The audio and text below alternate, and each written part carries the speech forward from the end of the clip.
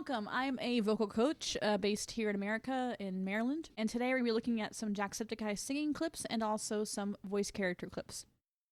Now, Sean is a YouTuber. I've been watching him for over a decade now. Really talented dude, really fun, down-to-earth individual, and I love his manipulation of different parts of his voice. So starting off with the fun little singing compilation, and we'll see what we got going on here.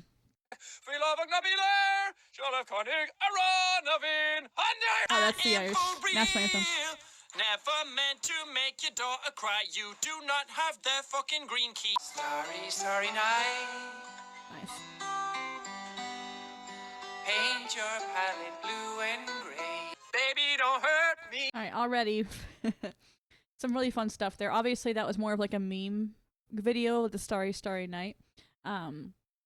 There he's using what we call a high larynx position, which is typically associated with that bratty, bright kind of quality. Starry, starry night, paint your palette blue and gray.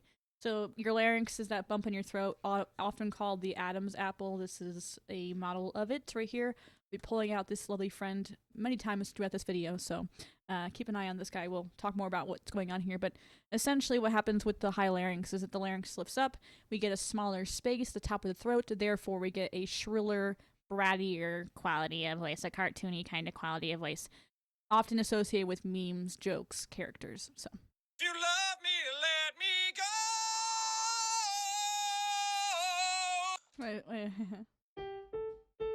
Wait, did he? I'm sorry. Love me, let me go. Yeah. Okay, Sean. Showing off your mixed voice. That's an A4. That's 100% chest dominant mix. What the heck does that mean, Melissa? What are you talking about? So we have our speaking voice. Hey, hello, how's it going? Chest voice. Wow. Chest is connected to speaking qualities. Okay. And then we have, oh boy, haha. Oh, that one. That one's called falsetto for guys, or females is called head voice. Either one. A scientific term you can use to describe these is mode 1, M1, or mode 2, M2.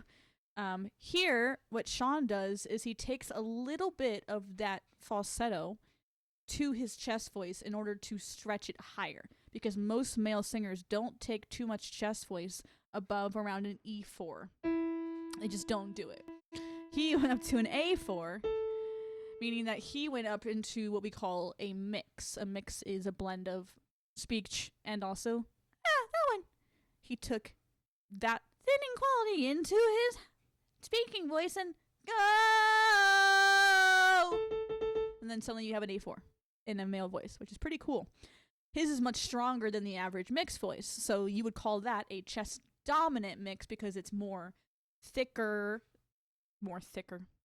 It's more thick and more connected to chest voice as a whole. So that's what we call a chest dominant mix. On A4. Props to you, Sean. Oh, misty eye of the mountain below. Nice little woo vibrato there, and I love how he closed down the vowel below to something around her. Much lighter quality of voice here, obviously, but breathier. I would say this is more what we call a head dominant mix, meaning it's leaning more towards M2, but it still has enough connection to call it a mix. Bar, bar, bar, bar, bar, bar is the word. Well, bar. Fun. Bar, bar, bar, bar, bar, bar, bar, bar, bar. In this case, Sean is intentionally pulling his tongue back in his mouth, whether he knows that he's doing that or not. That's what's happening. His tongue is going back in his mouth. And that's what's creating that meme kind of quality of voice that you get from the actual song. The tongue goes back and you get this retracted quality of burr, burr, burr, burr, burr, there's a word, burr, burr, burr, burr, burr. He's doing that. He's really good at imitating things and kind of manipulating his voice without even realizing what exactly he has to do to make that. He kind of just does, which is why he's an amazing voice actor. Not usually an amazing singer, but hey, I mean, we've already discovered he's got a range, so hey, I'll take it. Scary skeletons. Just that right there. Just that. Really makes me think that if Sean took voice lessons, he could actually be pretty damn good at singing. Because what he's doing here is Sean's natural voice is much brighter and lighter and higher in frequency than most male voices, and that kind of comes along with the Irish accent and where he grew up and background. And also, obviously, timbre and voice, qualities come up with body type and chord size and all these other things that create your distinct voice. Sean's is always a bit brighter, higher, lighter. Well, lighter in the sense that it's not bassy and, deep. What he just did here is that he added a bit more of a spooky, scary skeletons, a bit more of that robust, thick, announcer-like quality, which also gives him, in this case, a bit of a nudge with that larynx we talked about to go down, and that creates more space in the throat, which creates a darker, woofier, more projected resonance as a whole.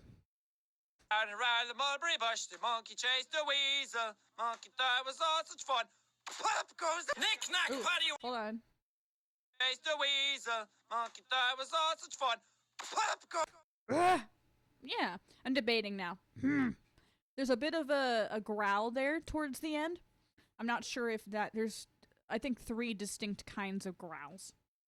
We have a death metal growl, which is one of those, right? Then we have our arytenoid, which is, if you look at this lovely model, you see these little triangular doohickey thingies in the back there, those things. Those are called the arytenoids. Whenever they come together, you get this rattly kind of sound, especially if you add some twang. What he did here is something we call epiglottic distortion. And again, back to our larynx friend, if we look at this little flap thing, it's called the epiglottis. Whenever we push that back with our tongue, we get hey Dan, what kind of car do I drive? What is it, Yoda? A Toyota. Epiglottic distortion. I love Game Grumps. That's what he just used here. When he went to the end there, he kind of got more aggressive and that growl came through. So, yeah, but the other ones, the death metal growl, are associated with metal music, and then the arytenoid is usually, oh boy, Toad, hey, let's go play Mario Kart. That one. And it can also be blended with the death metal to make it a bit more aggressive as well. The lad, another round of shot. That one is debatable. That one's kind of like a blend between epiglottic and arytenoid, although I'm not sure. So I'm kind of leaning in between the two. But it's definitely more of the growly kind of sound for the song Turn Down for What he was going for. Sweet Caroline. Oh. Ooh, fun. At the end there, those sounds, when you say the word oh in general, you get what's called a glottal, which is when the vocal cords come together. But what he's doing here is he's doing that plus above your true chords, you have something called the false chords. And when the false chords come together, you get something called rasp, or you could say it's false full distortion. So that's going to be like your Chris Cornell kind of rock music, or that kind of buzzer-like sandpapery quality. He did that on the oh a little bit there to get that kind of raspy sound there, and also the glottal as well. So that kind of gives a bonus points for that. Hold on to that feel. Okay. He didn't go into falsetto. He managed to stay in a mix there. That's impressive. Wow. Okay. Wow. Wow. That's a D5. For those of you who don't know anything about music, that is very high for a male singer to be able to do without completely letting go. That's incredible. Come closer. Come closer. I love how he can kind of just know what he's supposed to be doing. Come closer. That's going to be a higher larynx. Hello again. And also a very closed down end of the word closer. He's really bringing in the R there. Come closer. Come closer. Like, that's gonna lend itself to the style he's imitating. And he's really good at just knowing how to do that. It's really kind of impressive, honestly. Downtown! Downtown! Downtown! Down! That one's got more rasp and also a bit of a flip into falsetto on top of it. So it's got a little bit of that quality, but really, really high up in the voice. And a nice sustain there, too. His face. Fuck! I'm not really able to sing that a lot better, but my voice is shot from recording so many videos for PAX. Oh man, that's embarrassing. C5. My hat's off to you, sir. Good stuff. I would have asked Sean if this was comfortable back in the day. I don't know. I would imagine it probably got very fatiguing after a while. Ooh, we're halfway there. Whoa! B flat. Pretty good there. Pretty nice. That's a nice chest dominant mix on a B flat. And then also a B. Granted, it's a bit big, and I'm sure doing that for a long time is probably going to get a bit tiring.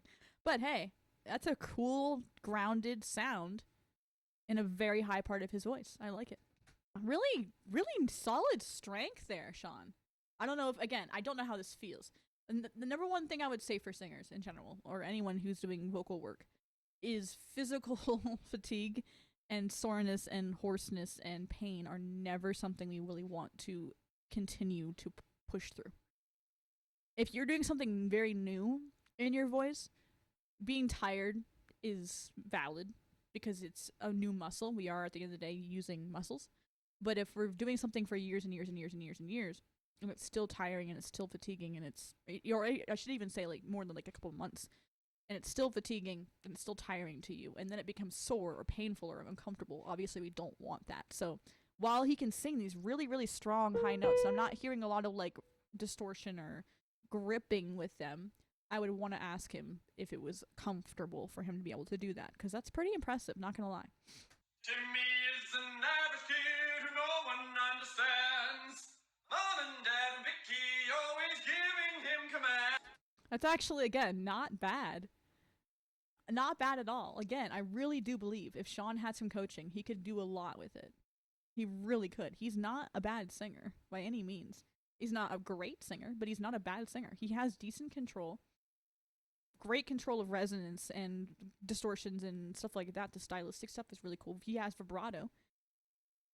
I just think that the pitch could sometimes be a little bit adjusted, which is fair. And then also just, again, the health. His overall vocal health, I think, is going to be a huge, huge thing to prioritize. He is an internet personality, so he's doing this day in and day out. So keeping it healthy, I think, is going to be the long-term goal. The road to Viridian City. Ooh. Okay, that was cool, actually. That sounded really nice. On the road to Viridian City.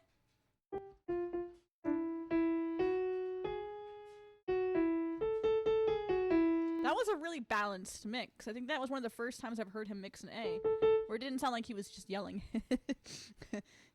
That would be, if he can do that, that would be a very sustainable sound, I think. He could honestly get away with doing some really cool songs that go up that high.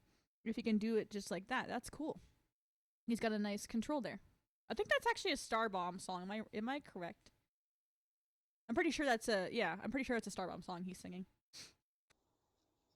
Who can say where the road goes, where the day goes? Only time. Obviously, again, this is like another one of those meme voices, but it's really, really interesting the range of like volume and textures that Sean is able to access, especially because he's this big bombastic Irishman who likes to yell and swear. He's calmed down a lot in more recent days, but overall here, this is such a juxtaposition between the big yelly, belty mixes. Here, he's got this kind of quiet, head dominant mix voice, and obviously he's doing it for the bit. Crouched down there, singing it like that. But it's very, very much a huge difference as far as the texture. It's lighter registrationally. It's a head dominant mix. Its volume is pulled back. It's pared back. And the diction here is obviously a bit sloppier just because of the meme. So. How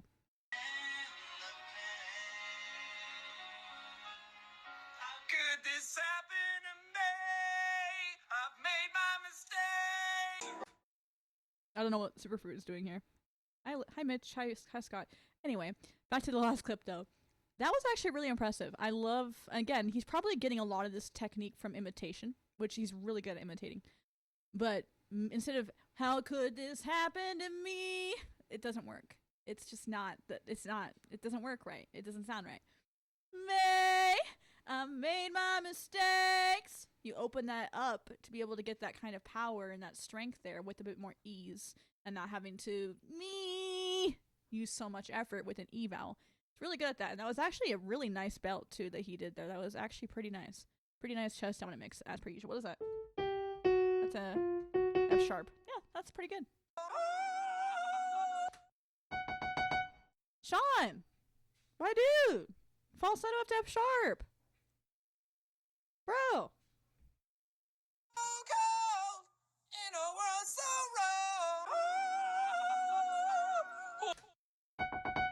That's really nice. I'm not, like, obviously it's a bit choppy and wombly, but it's an F sharp freaking 5 in falsetto. That's a good range. You got range, my friend. You have range. Again, training could be something huge for you. I really hope you're doing some training. I tried so hard and got so far, but it doesn't fucking matter. So much to do, so much to see.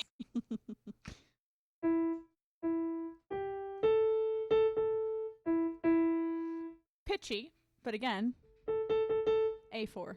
Pretty nice. So what's wrong with taking the back streets? You never shine if you don't go. The desert blowing up the sunshine. Dun, dun, dun, dun, dun, dun, dun, dun, dun, dun. Ooh.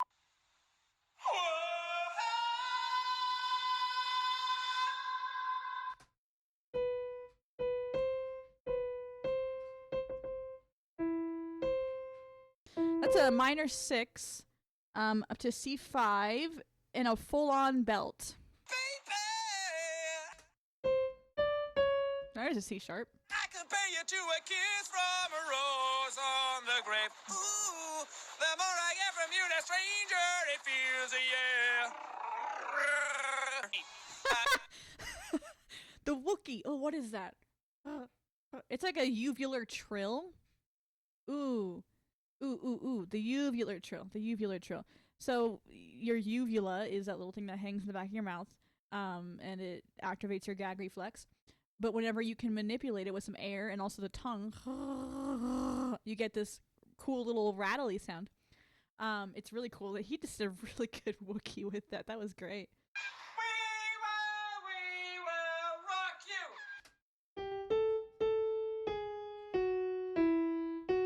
Nice, Sean. Nice. Hitting like these beautiful A's and B's and C's. My God, dude. Don't you come back no more, no more, no more, no more. Pull C sharp. the Nice. crystal out. I smell like beef B4. from the chandelier. That's all. That's cool too. Okay, that's cool. Interesting. Very cool and interesting. He did a little bit of a. He did a nice strong belt, and then he changed it to falsetto. That's a really cool manipulation tactic of his voice. Awesome stuff.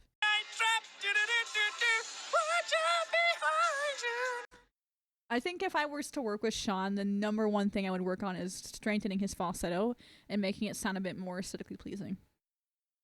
Believe it or not, falsetto is necessary for a lot of parts of voice, and while Sean has an amazing range as far as chest and mix goes, I think his falsetto is where his voice suffers the most. It's still high, it's just kind of unstable and uncontrolled, most likely because he doesn't use that part of his voice very often. He doesn't need to. He's doing a lot more talking and a lot more belting and, commentary than he is singing. But if he learns to access his falsetto a bit more, I think vocal health-wise, it'll make things a bit easier for him in the long run, keeping the cords stretched out, healthy, and everything a bit lighter in general. So this right here is a bit of an excerpt from one of my favorite games that Sean has ever played. This is more focusing on Sean's voice acting than anything else, and also the qualities, again, of what his voice is doing during these characters, but we're not going to linger on this too long, other than I'm really excited to show you what I think is happening here. So here we go. Cool, we're all heading off to the party. Hey, mate! I think Cole might be there tonight. So that right there sounds to me like a mixture between Fry. And then at some point, there's a bit of a growl or an arytenoid in there. I'd have to hear it again. Heading off to the party. Hey, May, I think Cole might be there tonight. Yeah. Yeah, it's like a bit of a fry. And I don't know if it's a growl or rasp that I'm hearing trying to go into it as well. But Greg's voice definitely has that rock style voice that I think Sean picked out really fast when he was playing the game. I know, but I'm so totally cool, I'm not even going to pay attention. And May's voice that Sean gives them is just like a brighter, oh my god, wow, this is great kind of voice, which again comes along with like a valley girl voice or like a high larynx, neutral, talky kind of voice, but it's still brighter, on the brighter side of things. It's just a neutral talking voice with a bit of a brighter resonance. That's what that is. Jeez, sorry. I don't care if he's there. He might not be. Angus has the larynx is way down, like really, really low, like super low. And that's why you get that breathy texture, because when the larynx goes down, the cords open up and a lot of air rushes through. And that's really why you get that kind of sound. He did this for Sans as well in Undertale before he switched it to the New Yorker growly arytenoid voice. So that is the Angus voice. And then we have B here. Well, let's hope so or not. I don't even know what we're talking about. Well, let's hope so. So B is like a Fry voice. And I think Sean picked that. He said he based it off of Teen Titans Go, I think, in one of his episodes of this game. And then also there's like, oh my god, like the typical barista girl who is just like over it. That one. There's also a little bit of a hum going on there, humming quality. That's nasal resonance, so the soft palate is a bit lower here. And there's a little bit of an exaggerated life sucks mom kind of sound. So it's like a mixture between emo everything sucks voice, but also a bit of the Valley Girl quality again, the brighter quality, and then the humming quality as well. So then we get B, and then she sounds kind of like that. Anyway, really cool stuff here. Sean is really, really talented. He's got a lot of great stuff to showcase in his acting voice, and this is just one prime example. I would love to dive into more. Let me know if you'd like to see more acting examples for Sean in voice acting world.